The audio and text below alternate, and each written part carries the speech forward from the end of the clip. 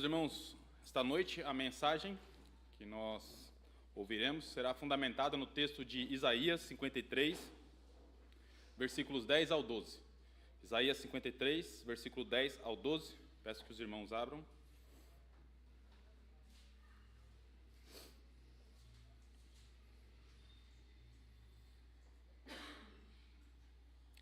Diz assim a palavra do nosso Deus: Todavia, ao Senhor agradou esmagá-lo, fazendo-o sofrer, quando ele der a sua alma como oferta pelo pecado. Verá a sua posteridade e prolongará os seus dias, e a vontade do Senhor prosperará nas suas mãos. Ele verá o fruto do trabalho de sua alma e ficará satisfeito. O meu servo, o justo, com o seu conhecimento justificará a muitos, porque as iniquidades deles levará sobre si. Por isso, eu lhe darei a sua parte com os grandes, e com os poderosos ele repartirá o despojo, pois derramou a sua alma na morte e foi contado com os transgressores.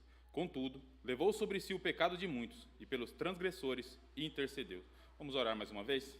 Bendito Deus, nós reforçamos aqui a nossa oração, o nosso clamor, para que, por meio do Teu Santo Espírito, o Senhor fale conosco esta noite, em um texto que certamente está entre os mais importantes e belos de Tua palavra. Nós oramos no nome de Jesus. Amém. A Antioquia é uma igreja cristã. Essa é a sua principal identidade. E eu acredito que todos vocês já sabem disso. Mas se alguém lhe perguntasse o que isso significa, o que significa exatamente ser uma igreja cristã, você saberia responder? Obviamente, se tivéssemos que detalhar a resposta para essa pergunta, nós levaríamos algum tempo e teríamos algumas dificuldades. Isso porque essa resposta possui muitos aspectos envolvidos. No entanto, é possível sintetizar todos esses aspectos, todos esses detalhes da seguinte maneira: uma igreja cristã é uma igreja que está unida a Cristo. Uma igreja cristã é uma igreja que está unida a Cristo. Mas daí surge uma outra pergunta: como essa união com Cristo determina a identidade da igreja ao ponto dela ser identificada como cristã? Como a união com Cristo determina a nossa identidade? É isso que veremos esta noite ao iniciarmos uma nova série de mensagens que terá como tema a nossa identidade. Uma série de mensagens pequenas, serão apenas 3 mensagens, e em cada uma dessas mensagens nós abordaremos uma faceta da nossa identidade. Hoje nós veremos a respeito da nossa identidade como igreja cristã. Na semana que vem nós veremos a respeito da nossa identidade como igreja reformada. E por último nós veremos a respeito da nossa identidade como igreja presbiteriana. Então esses serão aí os assuntos dos próximos 2 domingos. Cremos que esta série é muito importante, pois não entender a própria identidade faz com que a igreja não saiba o seu propósito, faz com que a igreja não saiba por que existe, faz com que a igreja não saiba no que acredita e acaba fazendo com que a igreja não saiba como viver. Porque os irmãos devem entender logo de início que a nossa vida é baseada naquilo que nós cremos. Se nós não sabemos quem somos, qual é a nossa identidade, certamente nós teremos dificuldades para viver neste mundo. Cientes da importância do assunto, hoje nós olharemos para um dos textos mais conhecidos do Antigo Testamento. Na verdade, apenas uma parte desse texto. O texto de Isaías 53 é caracterizado por sua grande profundidade de ensinamentos a respeito da obra de Cristo. Já de início eu preciso dizer aos irmãos que eu não tenho condições e nem a pretensão de trabalhar todas as riquezas encontradas nesse texto. Por isso, o nosso foco esta noite será apenas nos versículos 10 a 12, que encerram o capítulo 53 de Isaías. E nesses versículos nós aprenderemos justamente como Cristo constrói a nossa identidade como igreja cristã através de nossa união com Ele. É sobre isso que nós iremos falar esta noite, meus irmãos. Como Cristo constrói a nossa identidade como igreja cristã através da nossa união com Ele. Mas antes de nós entrarmos diretamente no texto, eu quero fazer aqui uma breve contextualização que vai nos ajudar a entender a mensagem desta noite. Nos primeiros 39 capítulos do livro de Isaías, nós encontramos basicamente mensagens de juízo do Senhor contra Judá, contra Israel, ou seja, contra o povo dele, e também contra algumas nações. É basicamente isso que a gente encontra na primeira parte do livro, os 39 primeiros capítulos. Mas na segunda parte, que começa ali no capítulo 40, a mensagem muda um pouco. Nessa segunda parte do livro de Isaías, nós encontramos mensagens como a restauração do povo de Deus do cativeiro. Então, o povo desobediente seria levado para o cativeiro. A partir do capítulo 40, nós lemos ali a respeito do profeta falando do retorno do povo desse cativeiro. Nós lemos também a respeito de textos que falam do futuro, dos novos céus e da nova terra. E em meio a todos esses assuntos, uma figura surge com grande destaque nessa segunda metade do livro de Isaías. E essa figura é a figura de um servo. Vou pedir para os irmãos olharem comigo rapidamente para o capítulo 52, versículo 13. 52, versículo 13. Eis que o meu servo procederá com prudência, será exaltado e elevado, e será muito sublime. Então, esse servo tem grande destaque a partir do capítulo 40 de Isaías. Resumidamente, meus irmãos, esse servo seria um instrumento por meio do qual o Senhor realizaria toda a sua vontade. Então, os juízos que Deus traria, a restauração que Deus traria, a salvação que Deus traria, seria feito tudo por meio desse servo. A figura desse servo, ao longo dos anos, foi objeto de algumas discussões teológicas a respeito da sua identidade. Porém, para nós, essa discussão não tem muita importância.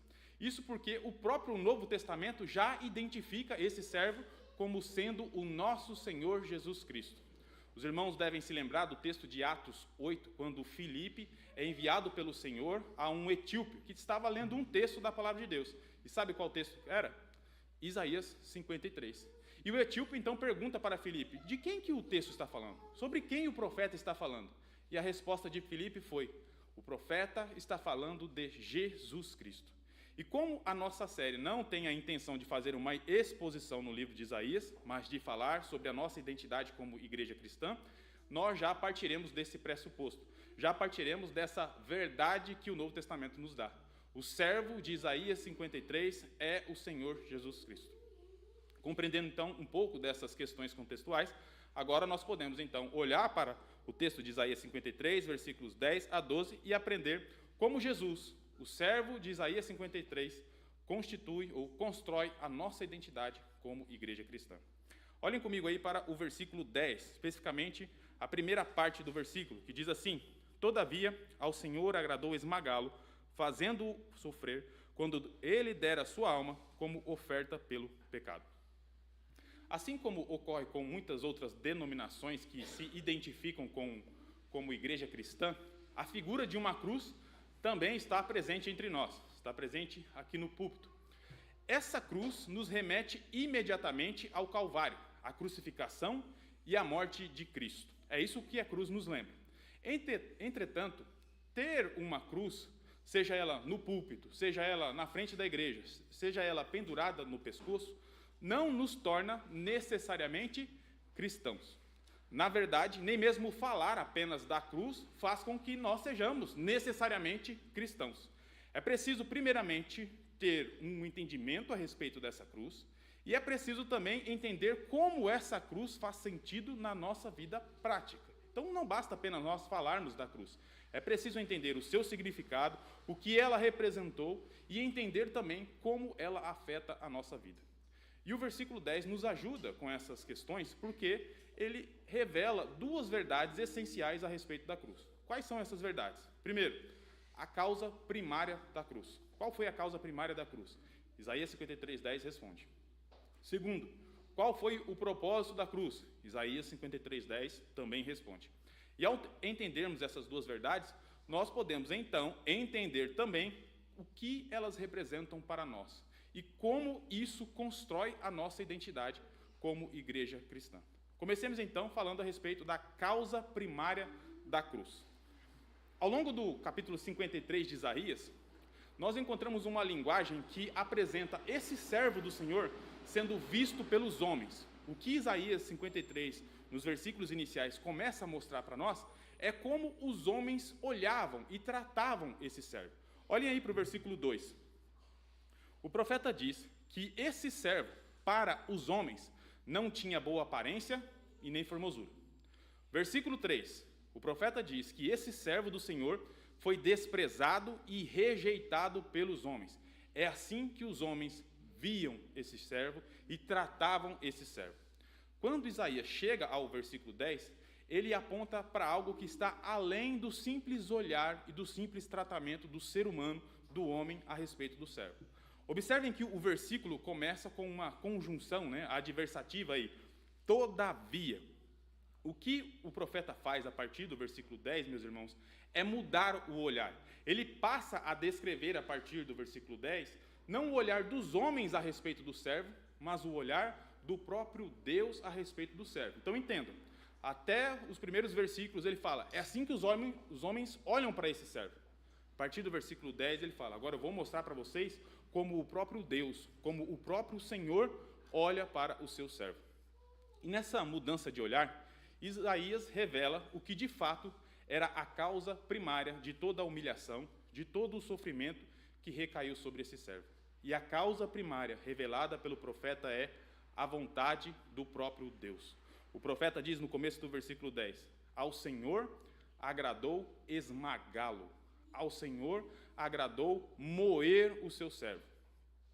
Isso é extremamente complexo e foge à nossa capacidade de compreensão, pois ao falarmos do relacionamento entre as pessoas da Trindade, e aqui especificamente entre o Pai e o Filho, nós estamos nos referindo, meus irmãos, a uma união eterna, a um amor eterno. O Filho é o amado do Pai desde toda a eternidade. Cristo não se tornou Filho de Deus quando encarnou, ele é o Filho eterno de Deus, e esse Filho eterno de Deus sempre foi amado pelo Pai, desde toda a eternidade. Mas aqui é dito que foi agrado do Pai, que o Pai sentiu prazer em esmagar o seu servo, em esmagar o seu próprio Filho. Vejam, é comum nós ouvirmos discussões a respeito de quem matou Jesus. Quem matou Jesus? Foram judeus? Foram gentios? Foi Pilatos? Foi Herodes? De fato, todos tiveram participação, mas nós não podemos jamais esquecer a verdade que está sendo ensinada aqui em Isaías 53 e que é ensinada em outros lugares também da palavra de Deus. A causa primária da cruz, a causa primária da morte de Cristo foi a vontade do próprio Pai, decreto do próprio Pai. Abram comigo no texto de Atos, capítulo 4, versículos 27 e 28. Atos 4, versículos 27 e 28.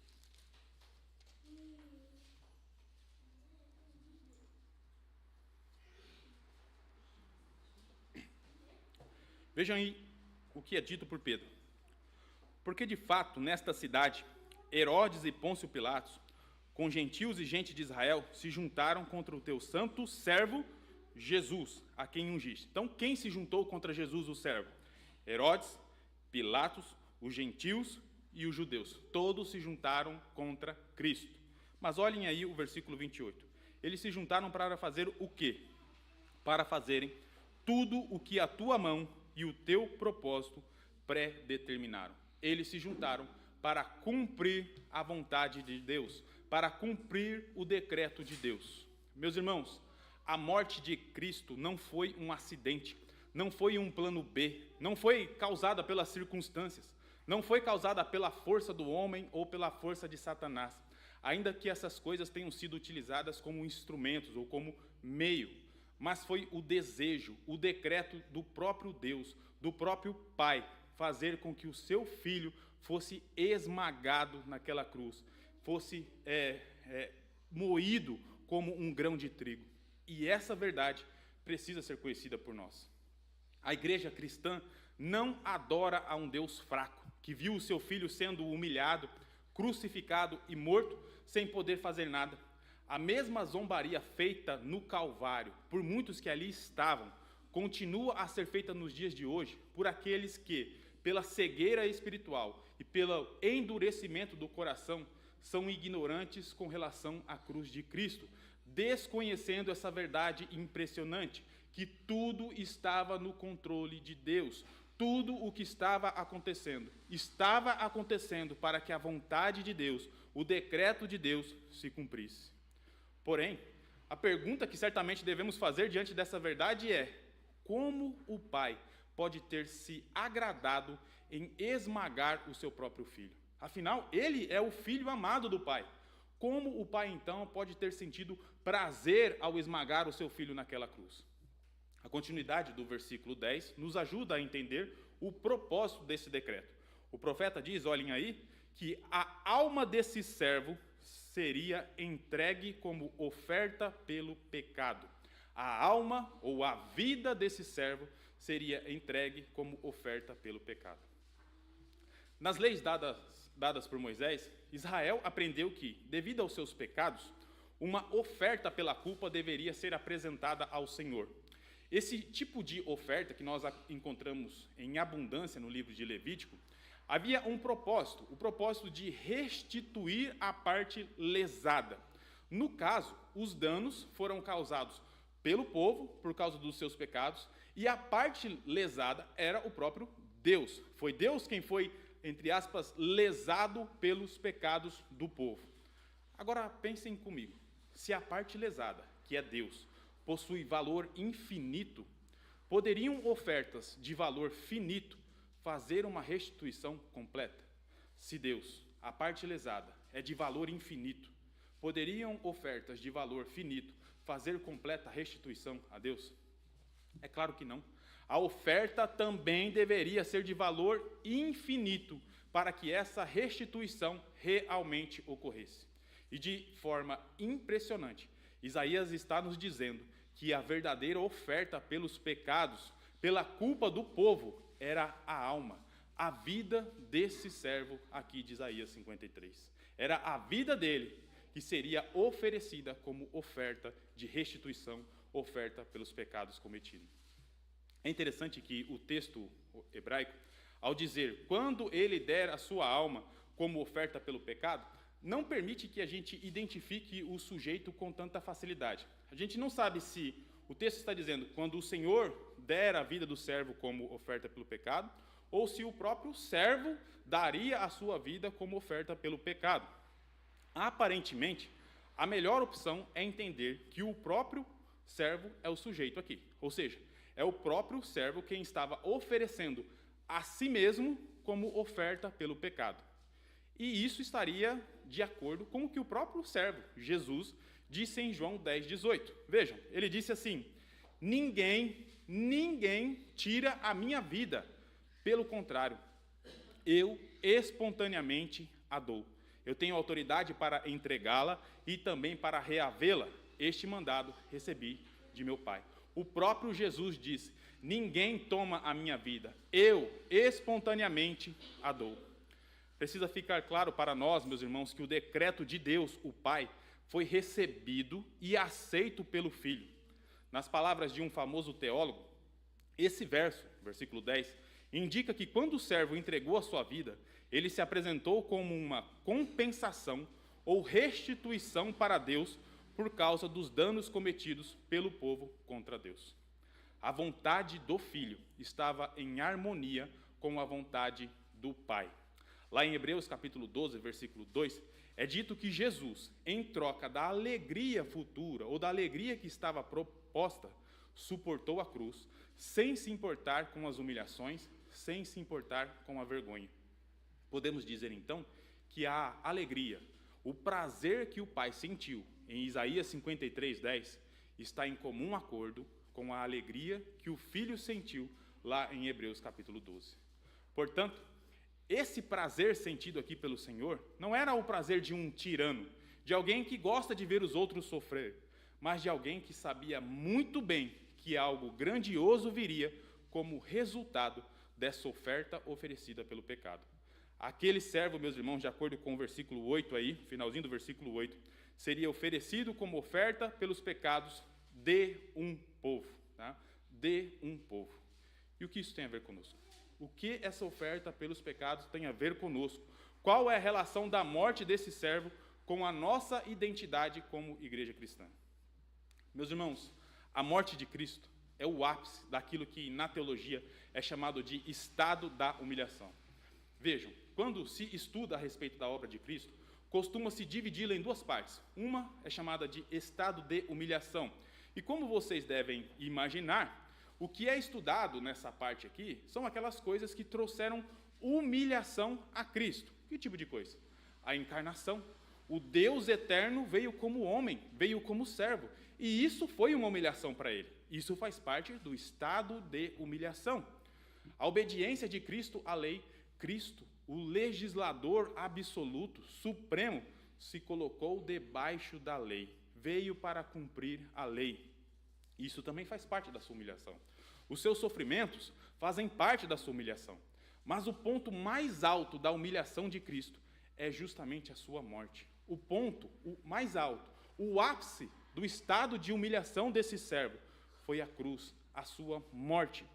Esses sofrimentos e, por fim, a sua morte compõem boa parte do capítulo 53, ao ponto de os irmãos encontrarem com facilidade pessoas chamando o capítulo 53 de Isaías como o capítulo que fala do servo sofredor, porque boa parte desse capítulo fala das humilhações, do sofrimento e da morte desse servo. Contudo, todos esses sofrimentos, toda essa humilhação que culminou em sua morte, de acordo com o que nós aprendemos aqui no versículo 10, foram causadas por duas coisas. Em primeiro lugar, a vontade de Deus. Em segundo lugar, os nossos pecados que estavam sobre esse servo, os nossos pecados que foram lançados sobre ele. E isso aponta para uma verdade central da nossa fé, uma verdade central a respeito da nossa identidade como igreja cristã. Em seu ministério terreno, em seu estado de humilhação, Cristo, o servo sofredor, atuou como o nosso representante para cumprir a vontade de Deus, para cumprir o propósito de Deus. Foi da vontade do Senhor, meus irmãos, que esse servo assumisse a forma humana e viesse para se humilhar neste mundo. Foi da vontade do Senhor que este servo se colocasse debaixo da lei e cumpri-la no nosso lugar. Foi da vontade do Senhor essas coisas. Foi da vontade do Senhor que esse servo recebesse sobre si todo o peso dos nossos pecados e ali naquela cruz fosse esmagado como um grão de trigo, no lugar do seu povo, do qual nós fazemos parte. Mas não somente isso. A morte de Jesus em nosso lugar foi também a nossa morte. A morte de Cristo naquela cruz foi também a nossa morte. Cristo nos levou junto com ele para aquela cruz. Em Romanos capítulo 6, Paulo diz: Nós, igreja, fomos sepultados com ele, Cristo, em sua morte. O mesmo Paulo em Gálatas diz: Estou crucificado com Cristo. Isso significa que com Cristo morremos para a velha vida, morremos para o mundo, morremos para o pecado, e isso faz parte da nossa identidade como igreja cristã. Isso significa que ser igreja cristã é muito mais do que andar com uma cruz no pescoço ou colocá-la no púlpito ou na frente da igreja. Ser igreja cristã é estar unido a Cristo em sua morte, crendo que sua morte foi substitutiva, ou seja, vicária. Ele se colocou no nosso lugar. E crendo também que a morte de Cristo foi também a nossa própria morte. Desta forma, qualquer pessoa que se diga cristã, qualquer igreja que se apresente como cristã, mas ainda vive para este mundo, ainda vive como o membro de qualquer outra religião, jamais pode ser considerado cristão, jamais pode se identificar como uma igreja cristã. Certifique-se, portanto, que a sua vida reflete a sua união com Cristo em sua morte. Considere o alerta de Paulo em Romanos capítulo 6. Que diremos, pois? Continuaremos no pecado para que a graça aumente ainda mais? De modo nenhum. Como viveremos ainda no pecado, nós que já morremos com ele? Ou será que vocês ignoram que todos nós fomos batizados em Cristo Jesus, batizados em sua morte? Certifique-se de que a sua vida reflete a sua união com Cristo em sua morte. Nenhuma igreja, prestem bem atenção, meus irmãos, nenhuma igreja pode se identificar como igreja cristã se não tiver morrido juntamente com Cristo naquela cruz. Portanto, como Cristo constrói a nossa identidade como igreja cristã? Resposta: nos unindo a Ele em sua morte. Essa é a primeira verdade que Isaías 53 nos ensina. No entanto, esses versículos não falam somente da humilhação do servo. A humilhação, os sofrimentos compõem boa parte do texto, mas não é só de humilhação que o texto fala. O texto também fala da exaltação desse servo, algo que começa a ser abordado a partir da segunda parte do versículo 10 até o final do capítulo 12. E eu chamo a atenção dos irmãos aí para essa parte do texto agora. Segunda parte do versículo 10 até o final, até o versículo 12. A partir da segunda metade do versículo 10, a linguagem muda. Sai a linguagem envolvendo humilhação e sofrimento e entra a linguagem envolvendo triunfo e exaltação. Observem aí que o profeta diz por 2 vezes que esse servo, após ter entregue a sua vida como oferta pelos pecados, ele veria 2 coisas. O que o servo veria após entregar a sua vida como oferta pelos pecados? No versículo 10, ele veria a sua posteridade, algo como a sua descendência. No versículo 11, ele veria o fruto do seu trabalho, do penoso trabalho que ele realizou, e isso o deixaria satisfeito. Agora pensem comigo. Se acabamos de falar que esse servo seria esmagado, entregaria a sua vida como oferta pelos pecados, como então esse servo agora pode ver essas coisas? Se ele morreu, como ele pode ver sua posteridade? Como ele pode ver o fruto do seu trabalho?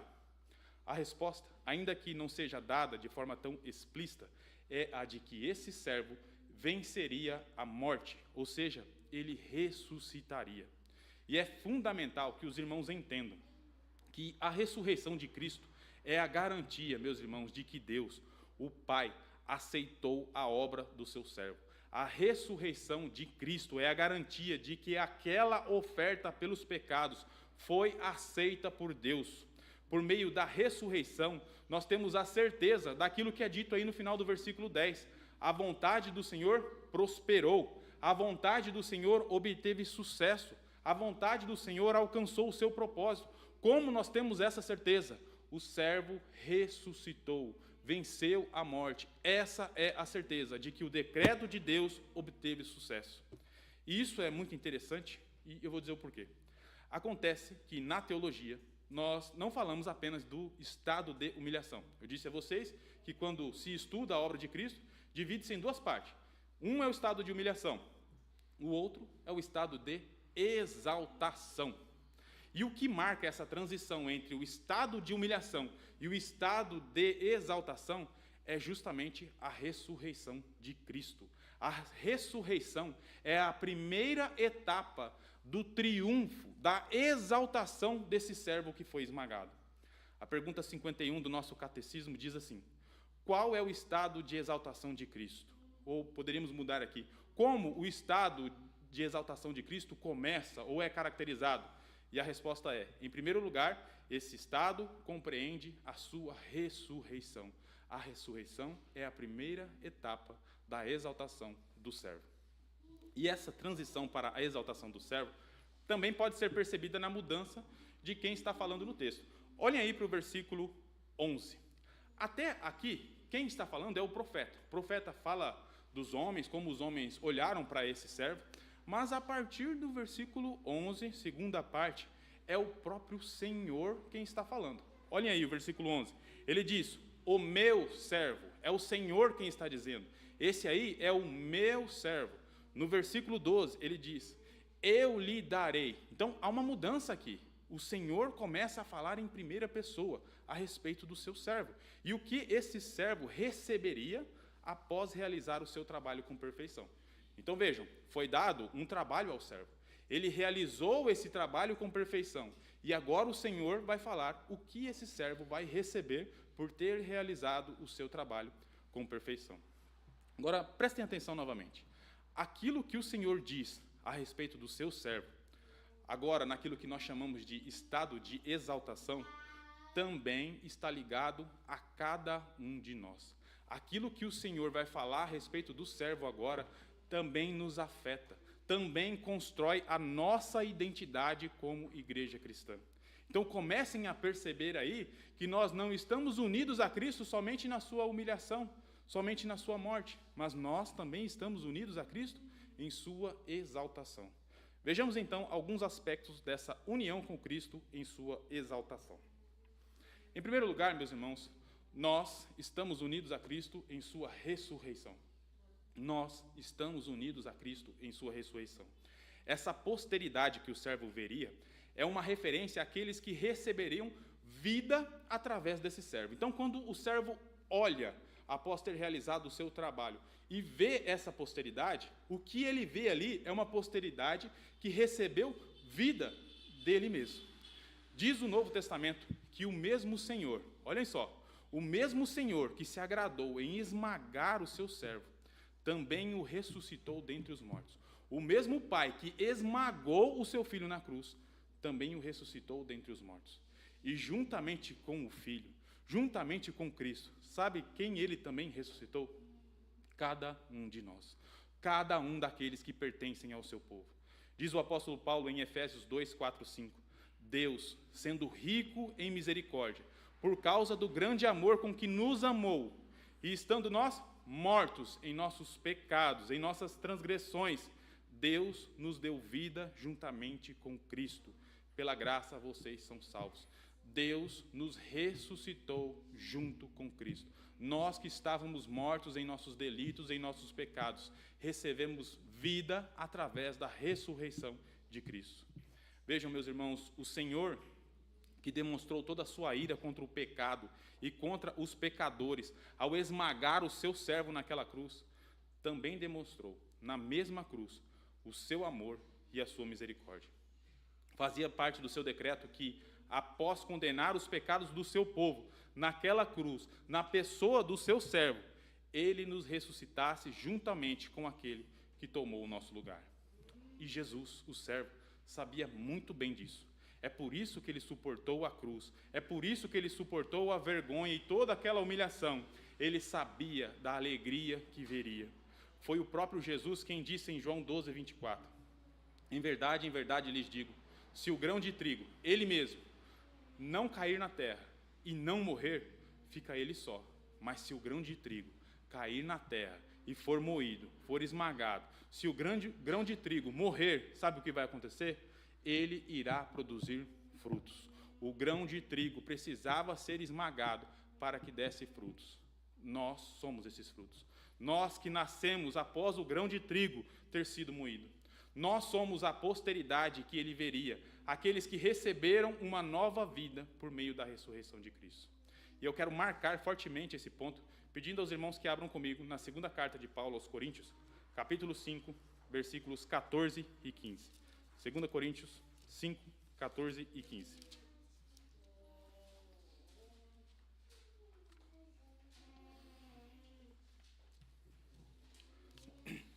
Paulo diz assim: pois o amor de Cristo nos domina, porque reconhecemos isto.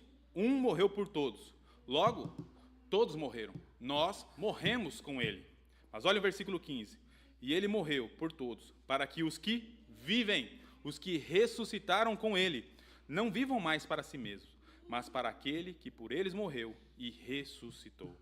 Se você morreu com Cristo, se você ressuscitou com ele, então você precisa viver de acordo com a sua nova identidade. Não tem como, meus irmãos, nós dizermos que estamos unidos a Cristo, que recebemos uma nova vida dele, e continuarmos a viver da mesma e velha maneira. Portanto, a nossa identidade como igreja cristã também foi construída por Cristo, quando ele nos uniu a ele em sua ressurreição. Estamos unidos a ele em sua morte, estamos unidos a ele em sua ressurreição. Mas, em segundo lugar, nesse estado de exaltação, Cristo também constrói a nossa identidade ao nos justificar. Tá? Cristo constrói a nossa identidade ao nos tornar justos. Eu não sei se os irmãos já tiveram a oportunidade de ler o texto de Isaías 53 com atenção, mas se você já fez isso, deve ter percebido que existe uma linguagem aqui que envolve algo como um tribunal. Você tem punições, você tem processos, você tem culpa, alguém carregando a culpa de um povo, tudo isso você tem aqui. Mas em todo esse cenário de tribunal, nós também encontramos a declaração, a sentença do juiz a respeito do servo que carregou toda a culpa do povo. Então, o juiz fala aqui em Isaías 53, versículo 11, e ele fala a respeito do seu servo. E observem aqui o que Deus, o Pai, o juiz declara a respeito do servo: o meu servo, o justo. O meu servo. Esse servo que vem sendo olhado pelos homens como alguém desprezado, como um homem de dores, este meu servo que carregou a culpa do povo, ele é justo. Contudo, meus irmãos, o mesmo Senhor que diz a respeito do seu servo, ele é justo, diz também que essa justiça do servo não ficaria restrita a ele, mas também seria aplicada ao povo, ou a muitos. Observem aí o versículo 11. O meu servo justo, com o seu conhecimento, o que ele fará? Justificará a muitos. E quem são os muitos? É a mesma posteridade do versículo 10, ou seja, é a igreja, somos nós. Nós somos esses muitos que seriam justificados pelo servo, o justo. E aqui nós temos outra verdade central do Evangelho. Verdade que também faz parte da construção da nossa identidade como igreja cristã. Essa declaração do juiz, meus irmãos, que é o Senhor aqui, a respeito do servo, jamais poderia ser feita a nós, se essa justiça dependesse de nós, dependesse dos nossos méritos. Escrevendo aos Romanos, no capítulo 3, Paulo diz: não há um justo, nenhum sequer. Isso significa que o Paulo não era justo por si mesmo. O Dariston jamais poderia ser justo por si mesmo. A Camila jamais poderia ser justa por si mesmo. O Neemias jamais poderia ser justo por si mesmo. Nenhum de nós poderia alcançar justiça baseado nos nossos próprios méritos. Se dependesse de nós, meus irmãos, haveria um único veredito do juiz. E esse veredito era culpado, culpado, culpado. Mas não foi isso que aconteceu. Na verdade, nesse tribunal, ocorreu a mais impressionante de todas as trocas. Nesse tribunal ocorreu uma troca inexplicável. Observe o versículo 11. O servo justo justificará a muitos. Por que ele justificará? Porque as iniquidades deles levará sobre si. Isso significa que a nossa culpa, o veredito de culpado, que era para nós, foi lançado sobre ele, o servo justo. O servo, como vimos, foi esmagado em nosso lugar. Mas isso também significa que a justiça desse servo, a obediência perfeita desse servo, a lei de Deus, foi colocada sobre nós, foi imputada a nós, sobre os muitos, do qual nós fazemos parte. Essa é a troca mais impressionante de todos. Os nossos pecados, colocados sobre ele. A justiça dele, colocada sobre nós. Eis aqui a doutrina da justificação, um dos pilares centrais da fé cristã e que nos mostra como pessoas injustas como nós podem se apresentar como justas diante de Deus. Isso só foi possível porque a justiça desse servo foi colocada sobre nós. E isso também compõe a nossa identidade como igreja cristã. Prestem mais uma vez atenção, meus irmãos. A igreja cristã, diferente de todas, absolutamente diferente de todas as demais igrejas, o cristianismo, diferente de todas as outras religiões, não é formado por pessoas que alcançaram justiça própria diante da divindade. Todas as religiões vão, de alguma forma, dizer e ensinar que para ser aceito diante da divindade, você precisa fazer algo, você precisa cumprir algumas coisas, você precisa realizar obras, você precisa apresentar méritos. E isso difere o cristianismo de todas as outras religiões, pois o cristianismo não é formado por pessoas que se tornaram justas pelos próprios méritos. A igreja cristã é formada por todos aqueles que, pela fé, receberam a oferta pelos pecados, providenciada pelo próprio Senhor. E essa oferta foi, segundo Isaías 53, o próprio servo de Deus, o justo, o nosso Senhor Jesus Cristo. Isso faz parte da exaltação desse servo, pois Paulo diz em Romanos 4:25 que Cristo foi entregue por causa das nossas transgressões, e ele ressuscitou, sabe por quê? Para a nossa justificação. Hoje, o mesmo juiz que deu o veredito aqui a respeito do servo, o meu servo é justo, dá o mesmo veredito a respeito de cada um de nós. Justo, justo, justo. Isso só se tornou possível porque você está unido a Cristo em sua justiça. É como se Deus olhasse para você e visse a própria pessoa de Cristo. É por causa da obediência perfeita desse servo que você se tornou justo e foi aceito diante de Deus. É por causa da obediência, da justiça desse servo, que hoje eu posso me aproximar de Deus, o Dariston pode se aproximar de Deus, a Camila pode se aproximar de Deus, a Valéria pode se aproximar de Deus, não pela nossa justiça, mas pela justiça do servo, o Filho de Deus. Por causa da obediência perfeita desse servo, meus irmãos, nós então nos tornamos justos. E é assim que Cristo também constrói a nossa identidade como igreja cristã, ao nos unir a Ele em sua justiça. Mas, por fim, no versículo 12, o Senhor fala sobre a recompensa desse servo após o seu triunfo. E eu chamo a atenção dos irmãos para o último versículo do nosso texto. E essa recompensa que o servo receberia após o seu triunfo, também tem a ver com a nossa identidade. Também faz parte da construção da nossa identidade como igreja cristã. De certa forma, o versículo 12 pode ser considerado uma síntese, um resumo de tudo que vem sendo dito nesse capítulo. Pois ele inicia falando da exaltação do servo, se vocês olharem aí para o versículo 12, e depois termina enfatizando, relembrando por que esse servo estava sendo exaltado. Então, meu servo vai ser exaltado por causa disso que ele fez. Tá? É basicamente isso que o versículo 12 faz. Lembrem-se que a partir do versículo 11 é o próprio Senhor quem está falando. E aqui no versículo 12 é o Senhor quem continua falando. E o uso que o texto faz de sua parte, olhem o versículo 12. Eu lhe darei a sua parte. O uso de termos como despojo, ele vai repartir o despojo, parece trazer a imagem de um quadro em que você tem um servo que foi para uma batalha e ele venceu nessa batalha e ele então retorna com os tesouros, né, as riquezas ali dos inimigos que ele tomou, e ele então ao retornar é recebido com honrarias. Essa é a figura que nós temos aqui. O servo, após o seu triunfo, após a sua obra perfeita, ele retorna e é recebido com honrarias. Ele tem recompensas que irá receber. Isso nos faz lembrar do famoso texto do Novo Testamento, que fala justamente da exaltação de Jesus, o servo, após a sua humilhação, recebendo a recompensa do Senhor. Um texto que nós lemos aqui na liturgia, mas eu gostaria de ler novamente. Filipenses capítulo 2, versículos 7 a 11. Vou pedir para os irmãos abrirem comigo. Filipenses 2, 7 a 11.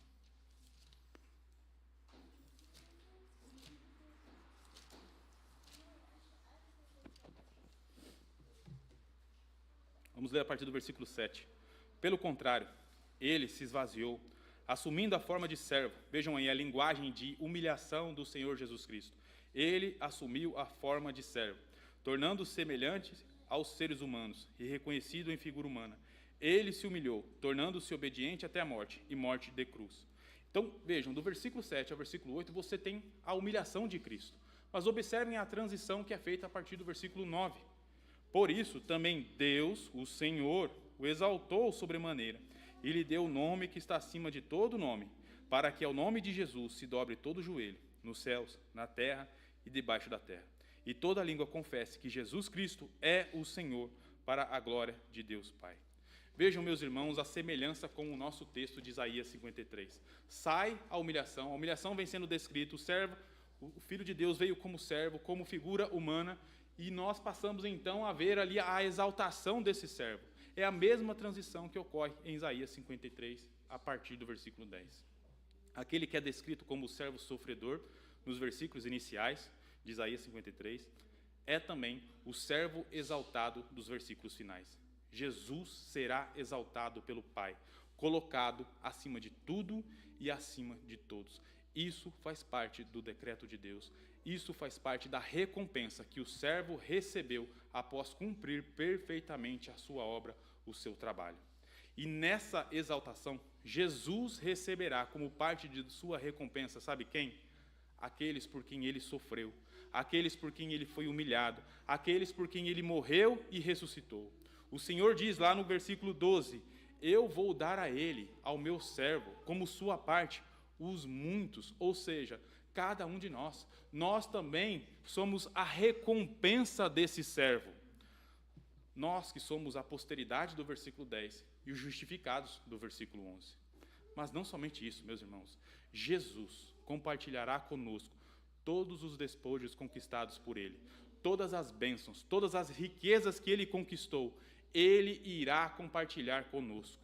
Além da nova vida e da justificação que nós já falamos, o Novo Testamento também nos ensina que, vejam só, Cristo, após ressuscitar e passar aqui um tempo com os seus discípulos ensinando-os, ascendeu aos céus e sentou à destra de Deus, da onde ele reina.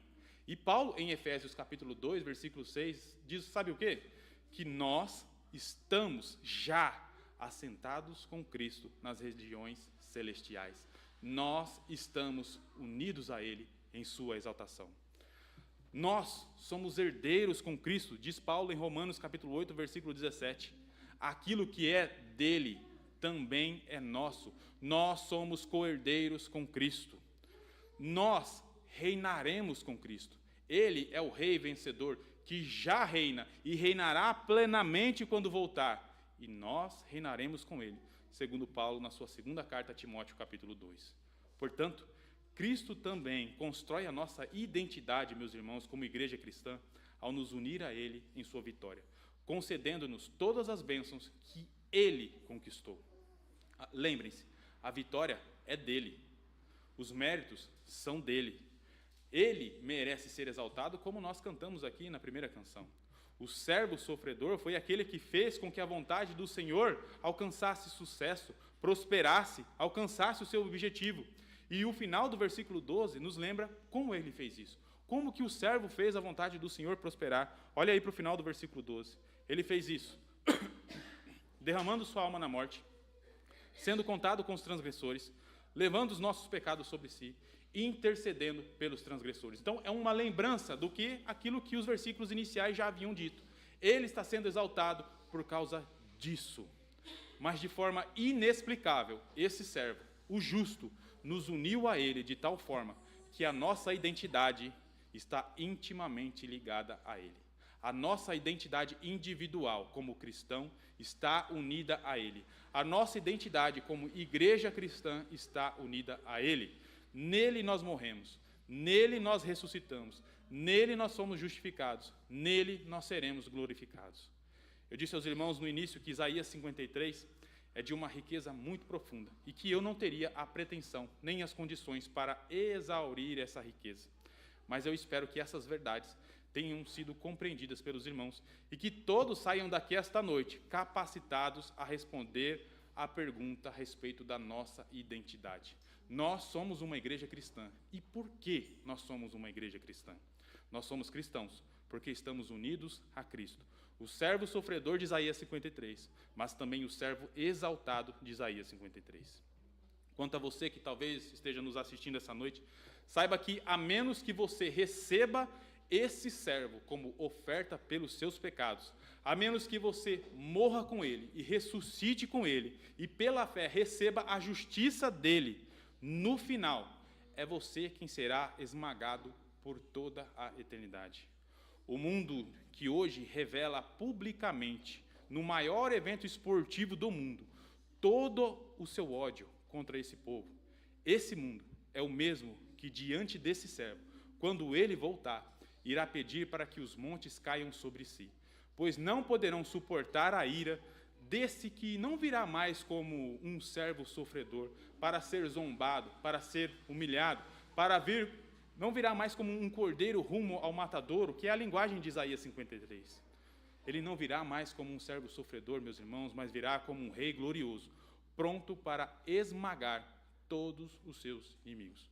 Então, se você ainda não está unido a este servo, Deus te concede uma oportunidade esta noite. Amém. Meus irmãos, que Deus nos abençoe. Em resposta à mensagem, nós cantaremos ao Senhor mais uma vez.